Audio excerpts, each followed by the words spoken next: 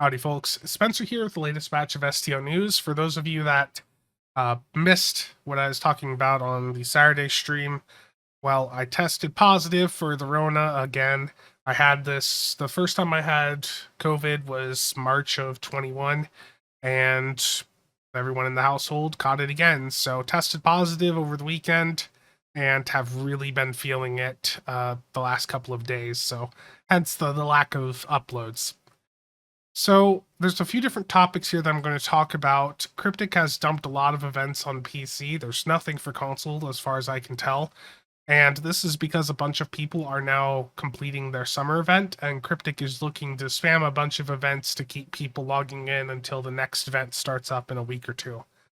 So that is what's going on this week, and let's take a look at the events that they are running. First up, we have a Red Alert event. This is just the standard 5 red alerts. All of these events, as far as I can tell, are lasting through July 21st through July 28th.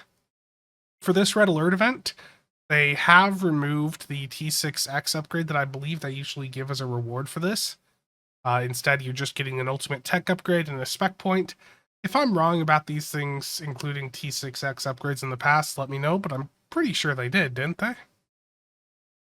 So, red alert events, easy enough to do. Not a big deal. If you're an experienced player, you'll blitz through a Tholian or a Borg one in like a minute. Next up, we have a double XP week. This one's also lasting from this Thursday through next Thursday. And it's a 2x XP week. So, if you're looking to power level characters through things like research assignments or patrols, I've got a video that I'll link at the top right that you can check out that explains power leveling with research assignments, but now is the time to take advantage of that if you have been waiting to level up some characters. Next up, we have the Phoenix Prize Pack event. So they have actually kept the same prices as they had the first time they ran this new revised version of the event. Every 5 ultra rare prize tokens, which have a really good drop rate, will be able to be traded for a T6X upgrade token. Otherwise, 20 very rare can, or 100 rares. When this initially came through, I stocked up on like 40 of these T6X upgrades by converting all of the ultra rare tokens I had. So if you have a lot of ultra rare tokens, or if you want to open some Phoenix packs, now's a good time to do so, to stock up on some T6X upgrades for any ships that you want to upgrade in the future. Now, as for some recommendations as to what to get from the Phoenix packs, if you're getting an epic token, the Breen Plestral is one that I like for Cold Hearted. Cold Hearted is a starship trait where when you hit Oxtabat or any pilot abilities, it gives you up to minus 50 debuff on any targets you shoot. It does not stack with other players running the trait though, so only one person in the run needs to have the trait on. But it's a pretty nice trait to have. And I think for a lot of builds, you can get a bit of use out of that, especially if you're using Oxtabat. The Bajoran Interceptor, obviously, for the Domino console. The Domino console gives you some phaser boost, some firing cycle haste, and a variety of other nice boosts for energy weapon builds. So if you're looking to set up an energy weapon build at a high level, that is a fairly good ship to get for the console it has. And another that I'm going to recommend here is the Kabali Samsar. The reason for this, or you see, this is how out of it I am mentally. I was about to say the PFP console, but the PFP console's from the Lucari. This is what COVID does to you people. Get your shots. No, I meant to say the Lucari Hokun Science Vessel. This has the Protomatter Field Projector console. That is often referred to as PFP.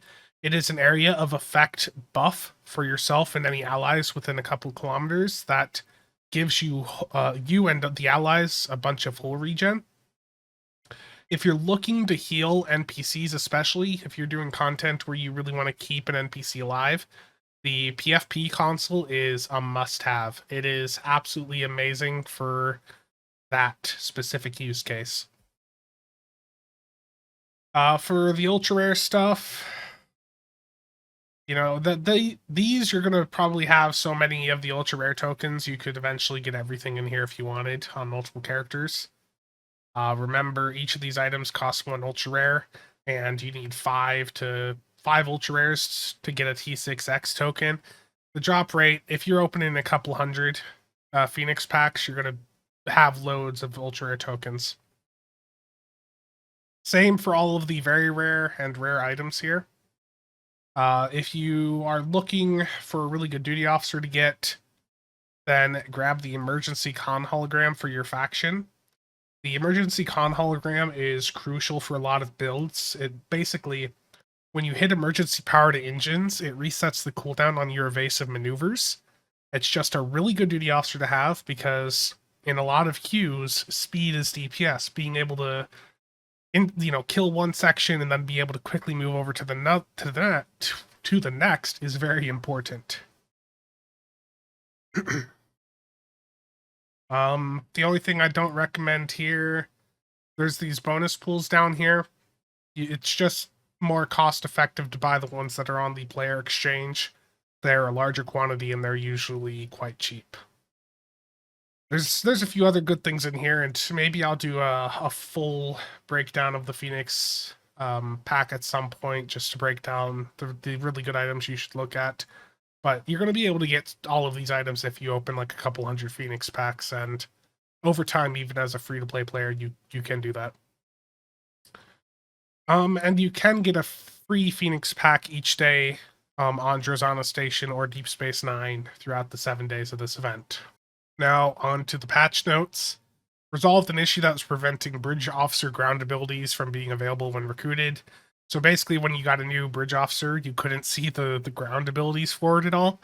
That has apparently been fixed. Resolved an issue that was preventing hangar bay cooldowns from being affected by Ox Power on the legendary Vesta and Odyssey. The deflector position on the Adamant Tactical Escort has been corrected. And the other big thing here is they fixed some textures on Ryza that were being improperly displayed. No mention of the bridge officer issue that I talked about last week, but they said last Friday that all they had to do was restart the server and it'd be fine. But a lot of people were saying that wasn't true. So hopefully this actual full reset with the patch or the full server restart will fix things in that regard. And lastly, the last topic for today's video is the Federation Responder Bundle. I still am not a fan of the ship, as I said last week. I don't think the value is there for it. Compared to the 12th Anniversary Terran Bundle, which you can get for $24 more, that is just going to give you so much more.